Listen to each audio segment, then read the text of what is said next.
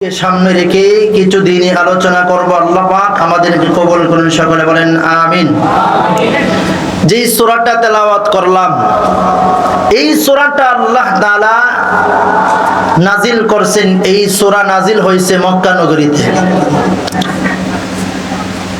মক্কার বেঈমানরা আল্লাহর হাবিব যখন কালিমার দাওয়াত দিতে শুরু করছে, বেঈমানগুলো দফায় দফায় আল্লাহর হাবিবের বিরোধিতা করছে। এক পর্যায়ে তারা যত বিরোধিতা করে, আল্লাহ পাক রব্বুল আলামিন আমার নবীর এবং নবীর কালিমাওয়ালা বাড়াইতে থাকেন, সুবহানাল্লাহ। এক পর্যায়ে দারুন নাদওয়া একটা বৈঠকখানা আছে, যেখানে আবু জাহেল, উতবা, সাইবারা সর্দাররা বসে বসে যেখানেই বৈঠক করে। বিশাল বড় বৈঠক জমাইছে। জমায়া এক একজন পরামর্শ নিচ্ছে যে আব্দুল্লাহর ছেলে মুহাম্মদ সাল্লাল্লাহু আলাইহি ওয়াসাল্লাম তিনি যেইভাবে ইসলাম আর কালিমার দাওয়াত দেওয়া শুরু করছে, এক এক করে সবাই আমাদের দল থেকে তার দলে অন্তর্ভুক্ত হচ্ছে। এখন কি করতে পারি? অনেকে অনেক প্রকারের পরামর্শ, আল্লাহর হাবিবকে দুনিয়ার থেকে বিদায় করে দেওয়া, বিভিন্ন পরামর্শ দিচ্ছে। নজর বিন হারেস দাঁড়াইছে, বলেন আপনারা তো অনেক বড় সর্দার, আপনারা যদি আমাকে অনুমতি দেন আমি একটা পরামর্শ দিতাম। দেখবেন অনেক জায়গাতে দেন দরবার হইলে এমন একটা কথা বলে যার বয়স অল্প কিন্তু কথাগুলা অনেক কাজের, ঠিক কিনা? নজর বিন হারেস ঘোষণা করছে যে মুহাম্মদ যেইভাবে কালিমার দাওয়াত দেওয়া শুরু করছে, এটার সমাধান তিনি কি আসল কালিমার দাওয়াত দেয় নাকি এটা আমাদের সাথে ধোঁকাবাজি করতেছে, এই বিষয়টা উলামায়ে কেরামরা জানবে, ঠিক না? বিপদে বলছে উলামায়ে কেরামদের প্রয়োজন। ইহুদি আলেম যারা আছে তাদের কাছে এই বিষয়গুলো যদি আমরা পরিষ্কার করি, আশাবাদী ইহুদি আলেমরা আমাদেরকে একটা পথ বাতায়া দিবেন। আবু জাহেল কো মাশাআল্লাহ, আবু জাহেল দাঁড়াইছে, বাহবা দিছে, বললেন তুমি ছোট হইলো তোমার বুদ্ধিটা বিশাল বড়, সুবহানাল্লাহ। কেমন আশ্চর্য কথা বইলা দিছে। এই কথা বলার পরে নজর বিন হারেসকে বলেন যাও। তখন মদিনার মধ্যে ইহুদি আলেমরা থাকতো, বড় বড় আলেমরা মদিনায় থাকতেন। ওনাকে দায়িত্ব দিলেন যাও আলেমদের কাছ থেকে পরামর্শ নাও। তারা ইহুদিরাও বেঈমান কাফেররাও আলেমদের কাছ থেকে পরামর্শ নেওয়ার জন্য তারা পরামর্শ করছে। তাহলে উলামায়ে কেরাম থাকা জরুরি কিনা বলেন? আমরা যেই কোনো সমস্যায় পড়লে কে সমাধান করবে? উলামায়ে কেরাম। তো দল বল নিয়ে মদিনায় গেছে। নজর বিন হারেস ইহুদি আলেমদের কাছে গিয়ে জিজ্ঞাসা করলেন, মক্কা নগরী থেকে আমরা আসছি, কেন আসছো? কারণটা কি? কারণ বিশাল বড় একটা কারণ নিয়ে আপনাদের কাছে আসলাম। কি বিষয়? আলেমরা জিজ্ঞাসা করলেন, এতটুকু পথ পাড়ি দিয়ে কোন কারণে আমাদের কাছে আসছো আমরা জানতে চাই। হারেস ডাক দিয়ে বলেন, আব্দুল্লাহ ছেলে মুহাম্মদ তিনি গোটা মক্কা নগরীর মধ্যে নতুন দাওয়াত দিচ্ছে, কালিমার দাওয়াত দিচ্ছে। এমন এমন কথা বলে যে কথাগুলো আমরাও কোনোদিন শুনি নাই, নতুন নতুন বাণী শোনায়। যেই কথাগুলো চন্দ্র আকারে মিলাইয়া মিলাইয়া মুহাম্মদ কি জানে বলে, মুহাম্মদের কথা শুনে শুনে বেঈমানগুলো কালিমা পড়ে মুসলমান হয়ে যায়, সুবহানাল্লাহ। ইহুদি আলেম ডাক দিয়ে বলেন, এই নজর বিন হারেস কি শুনাইলা তুমি? যদি এমন ঘটনা হয়ে থাকে অবশ্যই আমরা একটা ফায়সালা দিব। তার বিষয়ে আমরা আরো জানতে চাই। নজর বিন হারিস বলেন, মুহাম্মদ এমন একজন ব্যক্তি যেই কোনোদিন কোনো মাদ্রাসায়ও পড়ে নাই, কোনোদিন কোনো স্কুলেও পড়ে নাই, কোনো জায়গাতে জ্ঞান অর্জন করে নাই, কিন্তু সেই যেই কথাগুলো বলে এটা এমন একটা দাবি কথা, যেই কথাগুলো শুনলে মানুষ দেরি করে না গো, মুহূর্তের জন্য দেরি না করে মুহাম্মদের কাছে গিয়ে কালিমা পড়ে দলে দলে মানুষগুলো কালিমা পড়ে মুসলমান হয়ে যায়। সুবহানাল্লাহ। আরে ভাই, ইহুদি আলেম এই কথা শুনে বেঈমানদেরকে ডেকে ডেকে বলেন, বেঈমানরা শোনো, যদি তোমাদের কথা সত্য হয়ে থাকে তাহলে আমি এই মুহূর্তে তোমাদেরকে তিনটা পথ বাতায়া দেব। তিনটা পথ যদি তোমরা অবলম্বন করতে পারো তাহলে আশা করা যায় তোমরা যার বিরুদ্ধে নালিশ দিচ্ছ সে কি আসল মানুষ নাকি নকল পয়গম্বর, তখনই তোমরা বুঝতে পারবা। এক নাম্বার প্রশ্ন হলো, তিনটা প্রশ্ন আল্লাহর হাবিবের কাছে করবা। যদি তিনটা প্রশ্নের জবাব দিতে না পারে বুঝবা নবী না। যদি তিনটা প্রশ্নের জবাব যদি দিয়ে দেয় বুঝতে হবে মুহাম্মদ সাধারণ কোনো মানুষ নাই। সুবহানাল্লাহ। ইহুদি আলেমরা ডাক দিয়ে বলেন, এক নাম্বার প্রশ্ন শোনো, মুহাম্মদ রে গিয়ে বলবা মুহাম্মদের কাছে তিনটা প্রশ্ন লইয়া যাও। তিনটা প্রশ্ন লইয়া নজর বিন হারিস যাদেরকে নিয়ে গেল তারা সকলেই মক্কা নগরীতে আবার ফিরে আসছে। আসার পরে কাছে আবু জাহেলের কাছে যখন পেশ করলেন, আবু জাহিল মনে মনে খুশি, সমস্ত বেঈমানদেরকে লইয়া বৈঠক করে মুহাম্মদ নবীর কাছে তিনটা প্রশ্ন করবে। আল্লাহর নবীকে কোথায় পাওয়া যায়? প্রত্যেকটা দিন নবী সকালবেলা ঘুম থেকে উঠে নবী খানায় কাবার চত্বরে দাঁড়ায় যায়। সুবহানাল্লাহ। বর্ণনায় পাওয়া যায় আল্লাহর হাবিব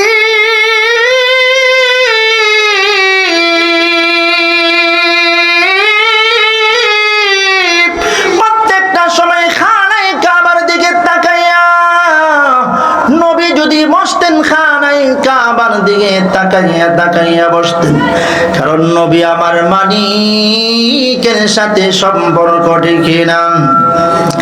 আবু জাহেল, উতবা, সাইবা বেঈমানগুলো মুহূর্তের জন্য দেরি করে নাই, তিনটা প্রশ্ন লইয়া আল্লাহর হাবিবের কাছে দাঁড়ায় গেছে। নবীর কাছে গিয়ে বলেন, মুহাম্মদ বাতিজা, তুমি তো আমাদের মহব্বতের বাতিজা, তোমাকে আমরা বড় আদর করে যত্ন করে লালন পালন করলাম, তবে তুমি যে মক্কা নগরীর মধ্যে তুমি কালিমার দাওয়াত দাও, এই মুহূর্তে তোমাকে আমরা তিনটা প্রশ্ন করব। তিনটা প্রশ্নের জবাব যদি তুমি সঠিকভাবে দিতে পারো তাহলে তুমি কালিমার দাওয়াত চালাইবা, কিন্তু তুমি যদি তিনটা প্রশ্নের জবাব না দিতে পারো তাহলে কিন্তু কালিমার দাওয়াত মক্কা নগরীতে চলবে না। আল্লাহর হাবিব ডাক দিয়ে বলেন, এই চাচা, এই আল্লাহর জমিনে আল্লাহর কালিমার দাওয়াত আমি বন্ধ করব নাকি চালু রাখবো, এটা তো আপনার কাছ থেকে আমি পারমিশন নিব না। সুবহানাল্লাহ। আরো জোরে কোন আল্লাহু আকবার। বেঈমান গুরু আল্লাহর হাবিবের ডাক দিয়ে বলেন, মুহাম্মদ এই মুহূর্তে তোমাকে আমরা তিনটা প্রশ্ন করব, তবে তুমি জবাব দিতে হবে। নবী ডাক দিয়ে বলেন, চাচা আপনি তো জানেন আমি নিজে থেকে কোনো কিছুই বলি না, জিবরাইল আমার কাছে ওহী নিয়ে আসে, জিবরাইল যদি আমাকে জানায় আমি আপনাকে অবশ্যই জানাইব। সুবহানাল্লাহ। এতে বোঝা যায় জিবরাইল নবীকে জানায় আর জিবরাইলকে আল্লাহ জানায়, ঠিক কিনা বলেন? আবু জাহেল ডাক দিয়ে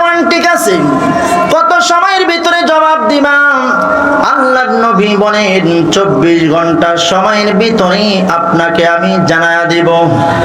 কয় ঘন্টা? 24 ঘন্টা। কিন্তু আল্লাহর নবী ইচ্ছা করলে বলতে পারতেন, কারণ জিবরাইল আসতে মুহূর্তের জন্য জিবরাইল হাজির হইতে পারে, ঠিক কিনা? আরে ভাই, কারণ জিবরাইল কে আমার আল্লাহ 600 নূরের পাকা দিছে। জিবরাইল যদি 2টা ডানা মেলেন তাহলে সূর্য দেখা যাবে না, কেমন ডানাওয়ালা। জিবরাইল যদি ডানা মেলে টান দেই সেকেন্ডের ভিতরে নবী দরবারে আসতে পারে। কিন্তু আমার নবী 24টা ঘন্টার সময় নিয়েছে। নবী বলেন, চাচা 24 ঘন্টার ভিতরে আপনাকে আমি বলে দিব। এই কথাটা বলছেন। এই কথা বলে আবু জাহিল, উতবা, সাইবারা চলে গেছে।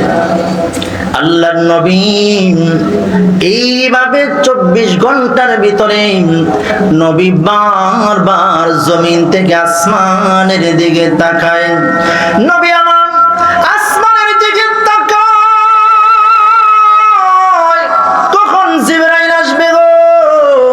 কিন্তু জিবরাইল 24 ঘন্টা পার হয়ে যাইতেছেন, কিন্তু জিবরাইল নবীর কাছে আসতেছে না। নবীর টেনশন কমবে না বাড়বে? যখন না নবীর টেনশন কমবে না বাড়বে? 24টা ঘন্টা পার হয়ে গেল। মক্কা নগরীর আবু জাহিল, উতবা, সাইবারা তারা তখন নবীর কেমন বিরোধিতা করছিল বলেন তো দেখি। 24 ঘন্টা সময় পার হওয়ার পরে বেঈমানদের অবস্থা নবীর প্রতি কেমন হবে? তাদের আনন্দ আর উল্লাসটা কেমন হবে? যেমন ভাবে আমাদের সরকার এই যে স্বৈরাচার শেখ হাসিনার যেমন ভাবে বিতাড়িত করার পরে প্রত্যেকটা মানুষের আনন্দ উল্লাস হয়েছিল, এর চেয়ে বেশি আনন্দ উল্লাস হওয়ার কথা, ঠিক না? আরে ভাই, 24 ঘন্টা পার হয়েছে, অনেক সময় পার হয়ে গেল। 1 দিন, 2 দিন, 3টা দিন পার হয়েছে, কিন্তু জিবরাইল নবীর কাছে আসে না। বেঈমান গুলো হাসি হাসি শুরু করলো। মুহাম্মাদিন আল্লাহ মুহাম্মদ নে বুঝে বনে যাইতেছে। এইভাবে 1 দিন 2 দিন নয়, 1টা 2টা দিন নয়, নবীজি অপেক্ষা করতে করতে 14 দিন পর্যন্ত পার হয়ে গেল। 24 দিনের মাথায় আল্লাহর নবী চোখের পানিগুলো ছেড়ে ছেড়ে দিয়ে এই জন্য কান্না শুরু করেছে। নবীর আপন চাচি উম্মে জামিল নবীরে বলেন, মুহাম্মদ ভাতিজা, তোমারে আমরা কত মহব্বত করি, কিন্তু তুমি আমাদের বিরোধিতা করো। তোমার আল্লাহ তোমারে ভুলে গেছে। মুহূর্তের জন্য উম্মে জামিল দেরি করে নাই। পাড়াপড়শি সব জায়গাতে, বিভিন্ন জায়গাতে উম্মে জামিল খবর দিয়ে দিলেন, শোনো মুহাম্মদের আল্লাহ মুহাম্মদ রে বলে গেছে জিবরাইল যে আসতো, একটা শয়তান আসতো, এই শয়তানও এখন মুহাম্মদের কাছে আসে না। মুহাম্মদের আল্লাহ তো বলে গেছে মুহাম্মদ যেই ধর্মের কথা বলে এই ধর্মের মধ্যে আমাদের লোকরা আর যাবে না। এই কথাগুলো মক্কা নগরী চতুর্দিক দিয়ে জন খবর পৌঁছায়া দিছে যে মুহাম্মদের আল্লাহ মুহাম্মদ রে বলে গেছে। এই কথা বলছে আল্লাহর নবীর দিলে এত কষ্ট লাগছে। নবী আমার চোখের পানি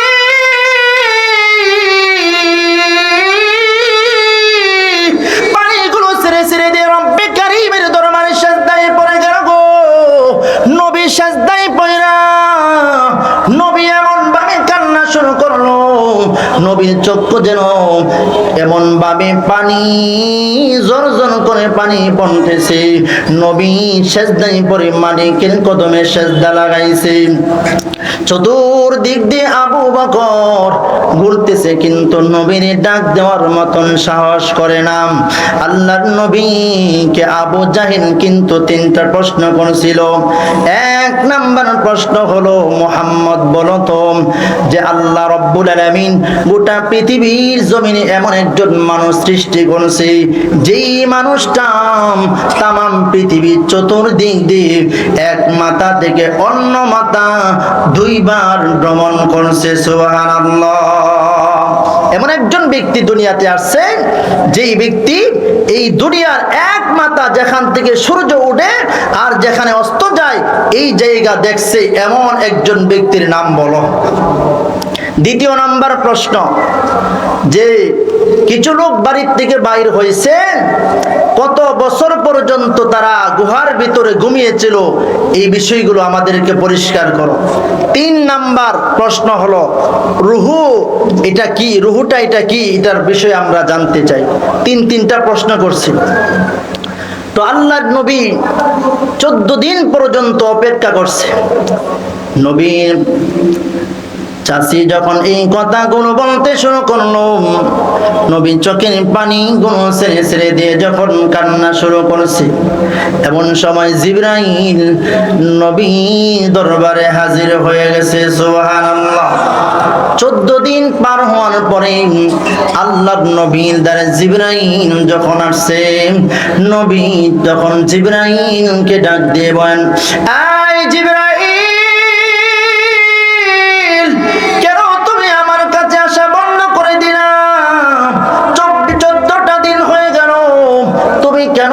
কাছে আসো না। আমার আল্লাহ কি দেখে না যে বেঈমান গুলো আমার চতুর্মুখী হইয়া তারা বিভিন্ন কথা বলে, তারা আমার উপরে নির্যাতন আর নিপীড়ন করছে, এবার বিভিন্ন কথা তুলে দিছে, আমার আল্লাহ নাকি আমাকে ভুলে গেছে। ও জিবরাইল, তুমি কেন আসো নাই, কারণটা কি? জিবরাইল ডাক দিয়ে বলেন, নবী গো, ওগো আল্লাহর হাবিব,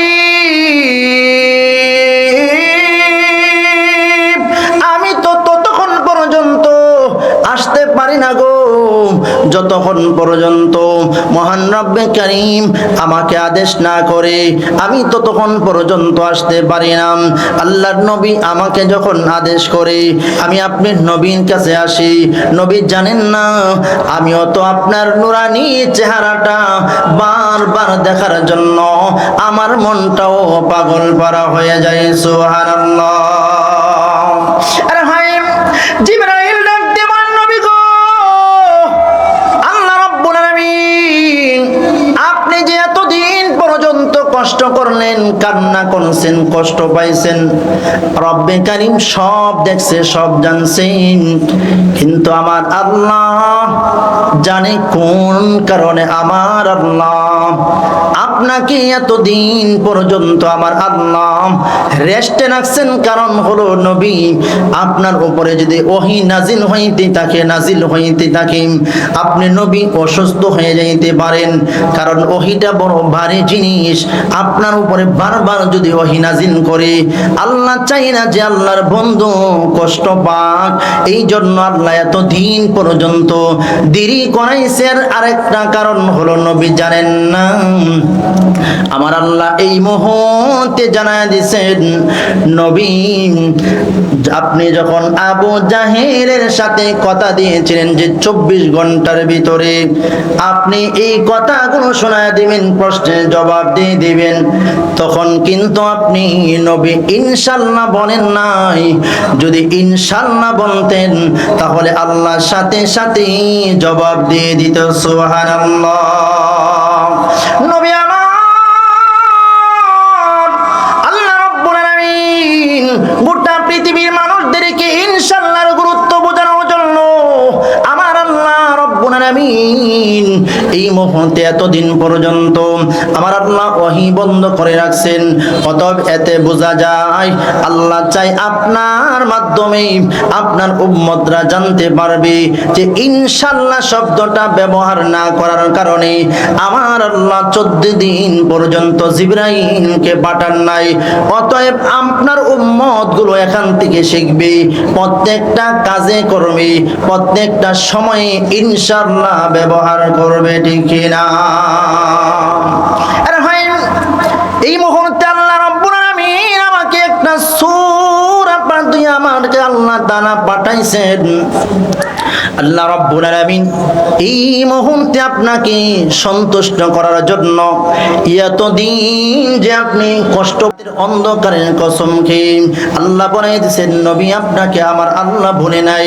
আল্লাহ এরপরে জানায়া দিয়েছেন নবী গো আপনি কষ্ট পাইছেন, আপনার কষ্ট দূর করার জন্য আল্লাহ এই মুহূর্তে জানায়া দিয়েছেন ওয়ালাল আখিরাতু খায়রুল লাকা মিনাল উলা।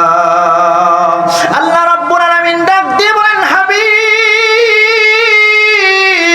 এই মুহূর্তে আমার আল্লাহ জানায়া দিয়েছেন নবী গো দুনিয়াতে আমার আল্লাহ আপনাকে যত পরিমাণ নিয়ামত দিয়েছেন এর যে কোটি কোটি গুণ বেশি আমার আল্লাহ পরকালে আপনার জন্য নিয়ামতের ব্যবস্থা করে রাখছে। সুবহানাল্লাহ। আল্লাহ রাব্বুল আলামিন এরপরে বলেন ওয়ালা সাউফা ইউতিকা রাব্বুকা ফাতারদা। এই মুহূর্তে আমার আল্লাহ নবীর কান্না বন্ধ করার জন্য আল্লাহ আয়াত নাজিল করে জানায়া দিয়েছেন ওয়ালা সাউফা ইউতিকা রাব্বুকা ফাতারদা। নবী গো আল্লাহ জানায়া দিয়েছেন কিয়ামতের কঠিন ময়দানে আমার আল্লাহ আপনাকে এত পরিমাণ নিয়ামত দিবে, এত পরিমাণ নিয়ামত দিবে যতক্ষণ পর্যন্ত আপনি নবী খুশি না হবেন ততক্ষণ পর্যন্ত আমার আল্লাহ আপনাকে নিয়ামত দিতেই থাকবে, দিতেই থাকবে। সুবহানাল্লাহ। আল্লাহ রাব্বুল আলামিন বলেন ওয়ালা সাউফা ইউতিকা রাব্বুকা ফাতারদা। নবী গো আপনার রব আপনাকে নিয়ামত দিতেই থাকবে, দিতেই থাকবে। এই কথাটা বলতে দেরি হয়েছে, এই আয়াতটা নবীর শোনাইতে দেরি হয়েছে, সাথে সাথে নবী মাথা উঠাইয়া নবী একটা মুস্কি হাসি মারছে। সুবহানাল্লাহ। আবু বকর ডাক দিয়ে বলেন হাবিব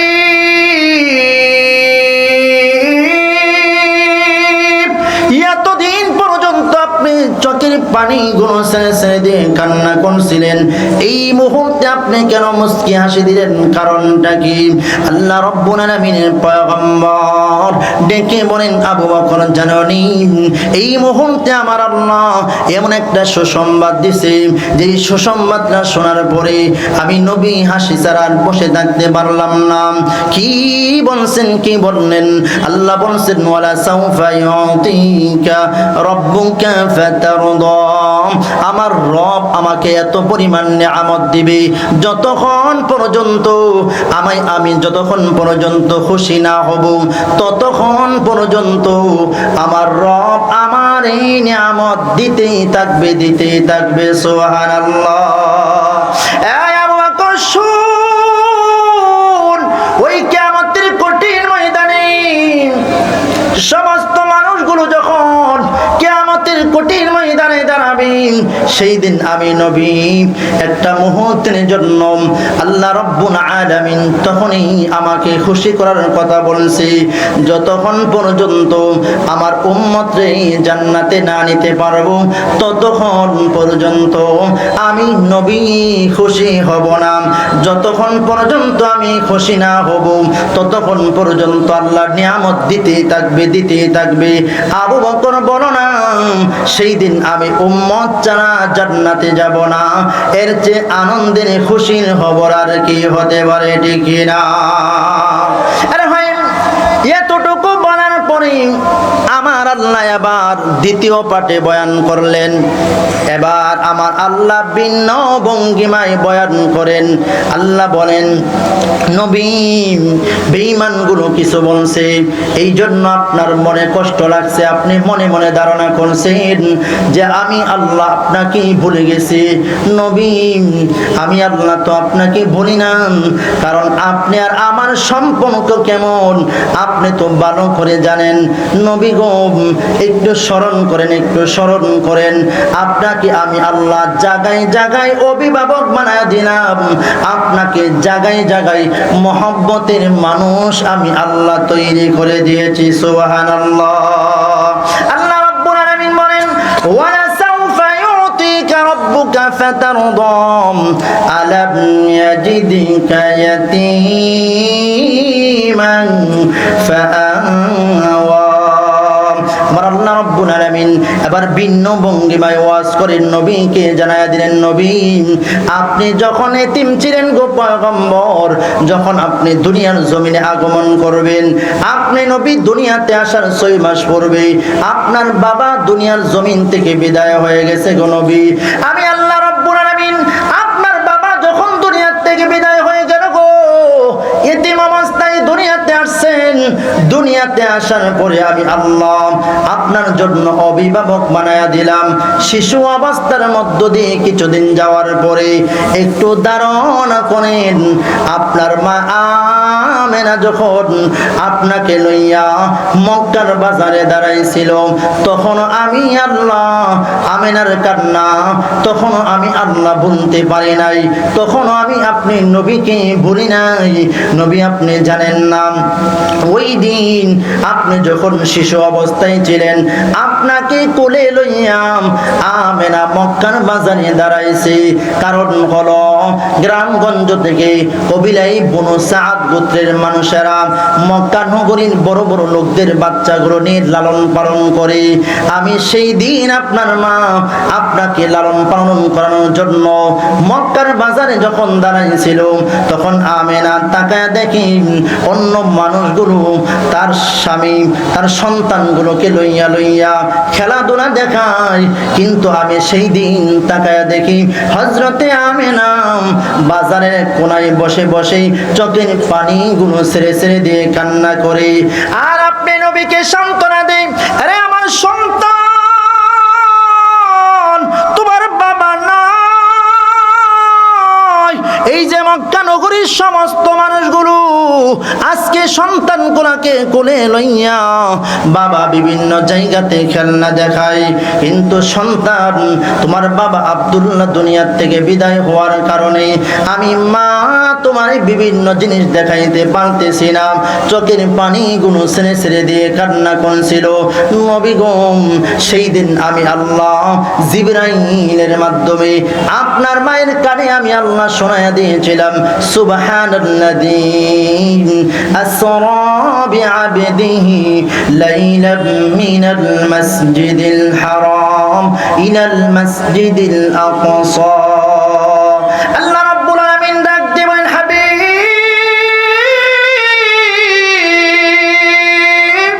ওই দিন আমি আল্লাহ আপনার মা আমেনার কানে আমি শোনায়া দিয়েছিলাম, আমেনা শোনো, তোমার সন্তান সাধারণ সন্তান নয়, তোমার সন্তানকে আমি আল্লাহ মক্কা নগরীর বাজারে খেলনা দিয়ে খেলনা দেখাইব না। আমি আল্লাহ তোমার সন্তানকে দুনিয়ার জমিন থেকে আমি আল্লাহ বাইতুল মুকাদ্দাস থেকে প্রথম আসমান, দ্বিতীয় আসমান, তৃতীয় আসমান, চতুর্থ আসমান, এমন ভাবে জান্নাত জাহান্নাম ঘুরাইয়া সিদরাতুল মুনতাহা ঘুরাইয়া একেবারে আমি নবী আমি আল্লাহ রব্বুল আলামিনের কাছে এনে আমার বন্ধুরে খেলনা দেখাইব। সুবহানাল্লাহ, একটা আওয়াজ দিবেন আল্লাহু আকবার। আল্লাহ রব্বুল আলামিন বলেন, আলাম ইয়াজিদকা ইয়াতীমান ফাআওয়া। নবী গো, আপনি যখন এতিম ছিলেন তখনও আমি আল্লাহ আপনাকে বলি নাই। তখন আমি আল্লাহ কবিলায় বনু সাদ গোত্রের যে সম্মানিতা মহিলা হালেমাতুস সাদিয়া রাদিয়াল্লাহু তাআলা আনহাকে আপনার জন্য, আপনার লালন পালনের জন্য আমি আল্লাহ অভিভাবক মিলায়া দিছি। সুবহানাল্লাহ।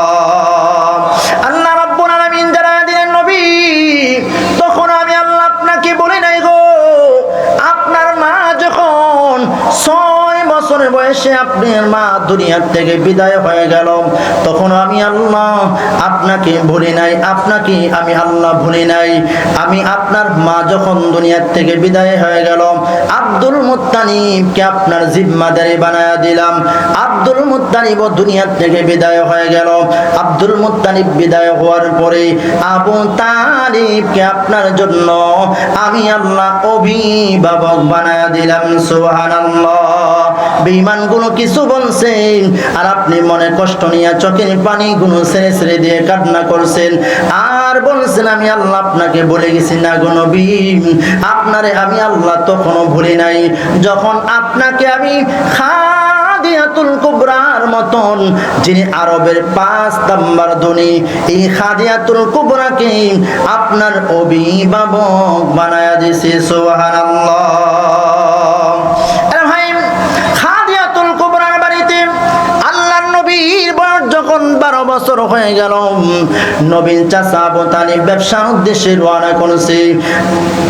খাদিয়াতুল কুবরার বাড়িতে যাইয়াম খাদিজার কাছে প্রস্তাব রাখলেন, খাদিজা তোমার বাড়িতে তো অনেক মানুষ বিভিন্ন কাজের মধ্যে লিপ্ত, আমার ভাতিজা মুহাম্মদকে কোন একটা কাজ দেওয়া যায় কিনা। এই কথা বলতে দিনে হয়েছে খাদিজাতুল কুবরা নবীর জন্য কাজের ব্যবস্থা করে দিলেন। কি কাজের ব্যবস্থা একটু ধারণা করেন, আপনি আবার নবী কেমন কাজ করলেন একটু ধারণা করেন। নবীনে কিছু বকরি দিয়ে বললেন, মুহাম্মদ তুমি এই বকরিগুলোকে প্রত্যেক দিন ঘাস খাওয়াইবা, লালন পালন করবা। নবী আবার দায়িত্ব পালন করতে শুরু করলো। তখন অন্য রাখালগুলো মালকিনের কাছে আইসা বিচার দিয়েছে যে মালকিন, মুহাম্মদ যে ছেলে ছাগলগুলো নিয়ে যায় জমিনের মধ্যে, ছাগলগুলো যখন চড়ায় এই ছাগলগুলোকে মুহাম্মদ ঘাস খাওয়াই না, বরং মুহাম্মদ একটা জায়গাতে বসে পড়ে আর চতুর্দিক দিয়ে ছাগলগুলো মুহাম্মদ রে ঘিরে থাকে। মুহাম্মদ রে যদি এমন ভাবে ঘিরে বসে থাকে তাহলে এই ছাগল কখন ঘাস খাইবে, কখন বড় হইবে। মালকিন নাক দিয়ে বলেন ঠিক আছে, আমি প্রত্যেক দিন আমি রাত্রিবেলা এই বিষয়টা দেখব। বিকাল বেলা যখন হয়ে গেল, খাদিজাতুল কুবরা সর্বপ্রথম একজন রাখালের ঘরে যখন প্রবেশ করলেন, এই রাখালের ঘরে যখন প্রবেশ করার পরে খাদিজাতুল কুবরা তাকায়া দেখেন এই রাখালের ঘর থেকে ছাগলের দুর্গন্ধ বাইর হইতেছে। দ্বিতীয় ঘরে গেলেন, একই দশা।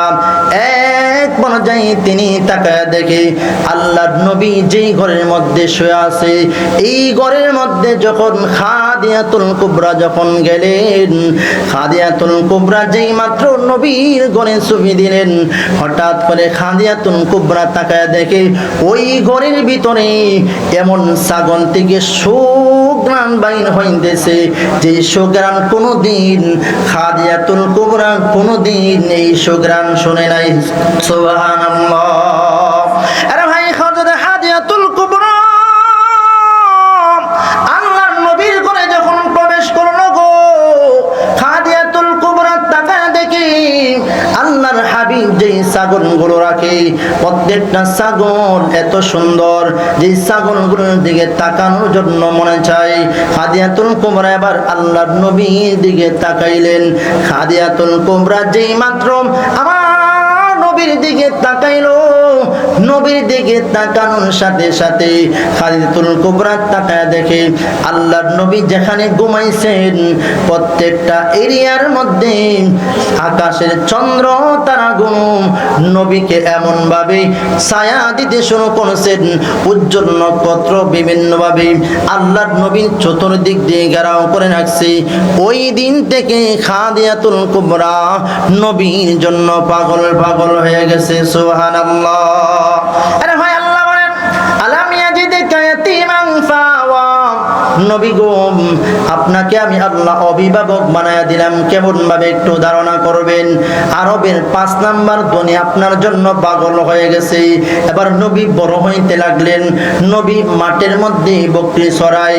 এমন সময় খাদিজাতুল কুবরা উঁচু পাহাড়ে উঁচু টিলার মধ্যে দাঁড়াইয়া নবীর দেখতে থাকে মুহাম্মদ কোন জায়গায় কি করে।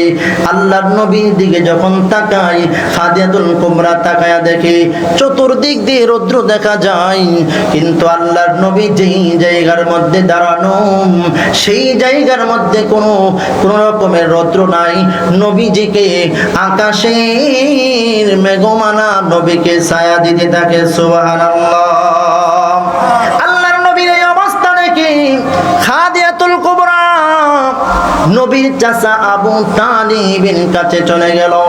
আবু তালিবকে প্রস্তাব দিয়ে দিলেন, তোমার ভাতিজা মুহাম্মদকে আমি চাই, মুহাম্মদিন তোরে আমি বাকি জিন্দেগিটা শেষ করতে চাই। তুমি যদি রাজি থাকো তাহলে মুহাম্মদিনের সাথে আমি বিবাহ বসতে চাই। সুবহানাল্লাহ। তখনকার আরবের 5 নাম্বার ধনী ছিলেন হযরতে খাদিজাতুল কুবরা। সুবহানাল্লাহ। খাদিজাতুল কুবরা এই প্রস্তাব দিলেন, সাথে সাথে নবীন চাচা আবু তালিব প্রস্তাবে রাজি হইয়া আবু তালিব নিজে খুতবা পড়ে খাদিজাতুল কুবরার সাথে বিবাহ পড়ায় দিয়েছে। সুবহানাল্লাহ। আরে ভাই, আল্লাহ বলেন নবী গো, আলাম ইয়াজিদকা ইয়াতীমান ফাআওয়া। নবী গো, যখন আপনি এতিম ছিলেন তখন আমি আল্লাহ জায়গায় জায়গায় আপনার জন্য অভিভাবক মিলায়া দিলাম। এরপরে আল্লাহ বলেন, আলাম ইয়াজিদকা ইয়াতীমান ফাআওয়া ওয়া ওয়াজাদাকা ضالا فهدى ووجدك عائلا فأغنى فأما اليتيم فلا تقهر। আল্লাহর নবীকে আল্লাহ জানায়া দিলেন, নবী আপনি তো পথ